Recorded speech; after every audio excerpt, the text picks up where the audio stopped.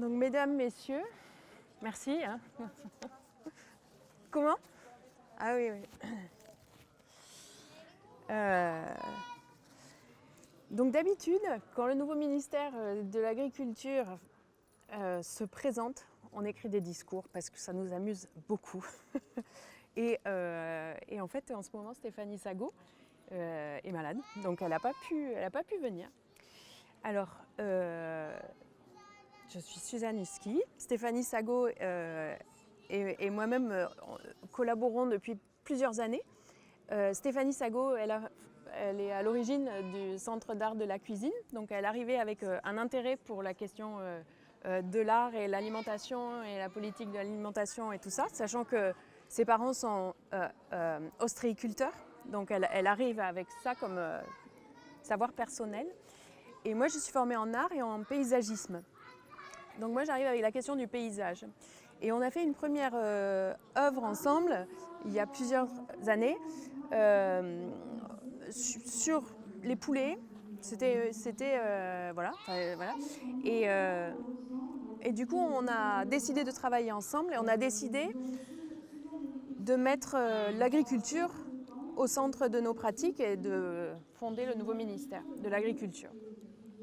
Sachant que ce qui nous intéresse, bien sûr, c'est d'une part mettre le thème de l'agriculture dans l'art contemporain, qui est largement hors sol, pour le dire très vite, et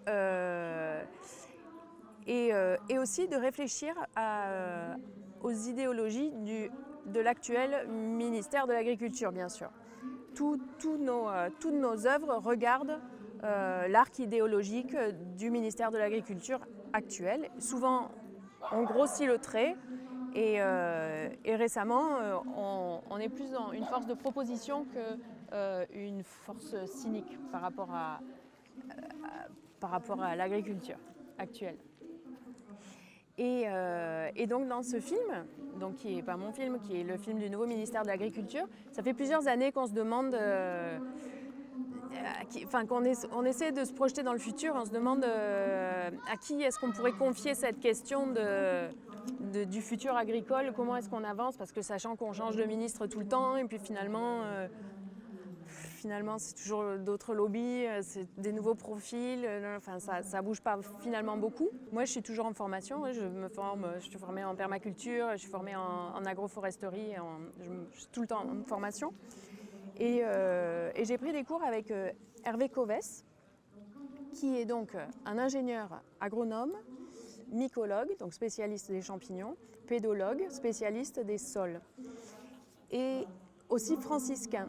Donc c'est quelqu'un qui a été dans l'agriculture conventionnelle, qui a travaillé à la chambre d'agriculture de Corrèze et qui est spécialiste dans les truffes, par exemple, et qui a eu une épiphanie et qui s'est retrouvé nez à nez avec un singe en Amazonie et qui comprend qu'il n'a fait que lutter contre plutôt que de faire avec. Et là, revirement. Et maintenant, il enseigne dans les écoles d'agroforesterie, dans les écoles qui sont vraiment à la pointe d'une révolution agricole qui est en cours en fait. Et une révolution agricole qui remet l'arbre dans les cultures. Sachant que l'arbre, il stocke le carbone dont on a un excédent, sachant que ça crée des trames de biodiversité, etc. etc. Biodiversité sur le nez.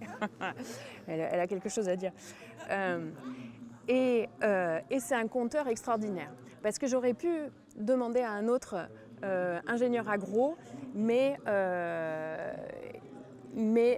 Hervé, c'est quelqu'un, quand il raconte quelque chose, quand il parle de limaces, on ne pourra plus jamais écraser une limace en fait. C'est très simple. Par exemple, il y a une vidéo très connue en ligne sur sa gestion holistique des limaces.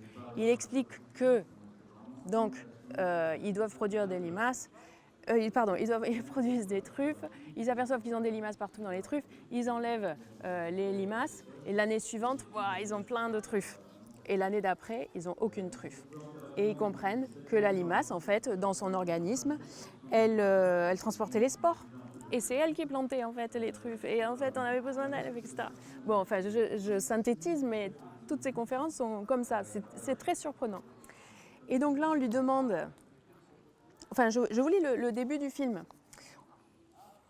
Nous voulons une ministre de l'Agriculture prête à sortir de 10 000 ans de lutte contre les plantes. Nous voulons une ministre de l'Agriculture prête à œuvrer avec la terre et les vivants. Et nous voulons une ministre de l'Agriculture qui écoute la terre et les étoiles.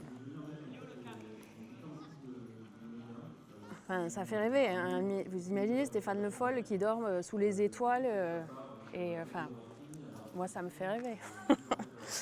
et en fait, il fait un programme agricole sur 1000 ans et qui est d'abord sur 40 ans, sur 100 ans, sur 500 ans et sur 1000 ans.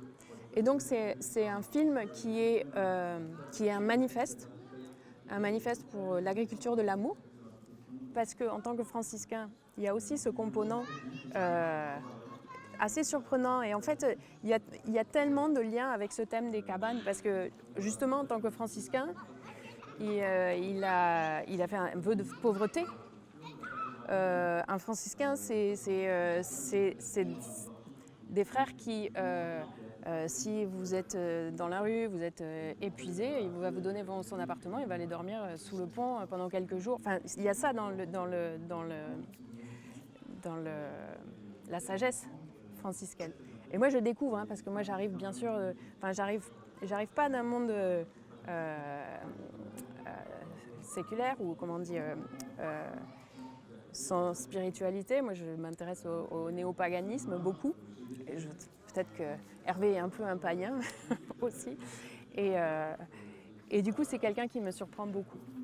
Et il est question des cabanes à l'intérieur du film parce que justement dans son programme politique, il parle du fait que actuellement une cabane, elles sont toujours menacées d'être détruites par l'État, etc., etc. Et il dit que non, sous son programme, ça devrait être un passage obligé de vivre avec la forêt, avec ses êtres, de vivre avec. Alors c'est moi qui ai fait bien sûr le choix de ne pas couper le manifeste parce que je l'ai retranscrit et ce que j'ai compris c'est que comme c'est quelqu'un qui, même si... c'est quelqu'un à la fin de la journée qui est très scientifique et finalement le manifeste est très construit. Et je me suis aperçue qu'avant on ne pouvait pas sectionner une branche, c'est un arbre, il faut le garder en entier. Par contre moi en tant que... et le nouveau ministère en tant qu'artiste, pour moi c'est important que ce manifeste il puisse être regardé par les agriculteurs de mon village et qu'il puisse être regardé par des adolescents qui sont en lycée agricole par exemple. Il faut que ce soit visuellement suffisamment stimulant pour les embarquer. Et c'est en ça que pour moi c'est pas tout à fait fini le film.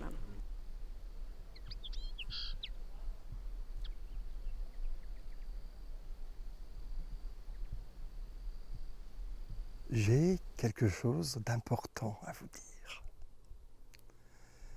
La vie est belle. Mais belle d'une façon qu'on a du mal à imaginer.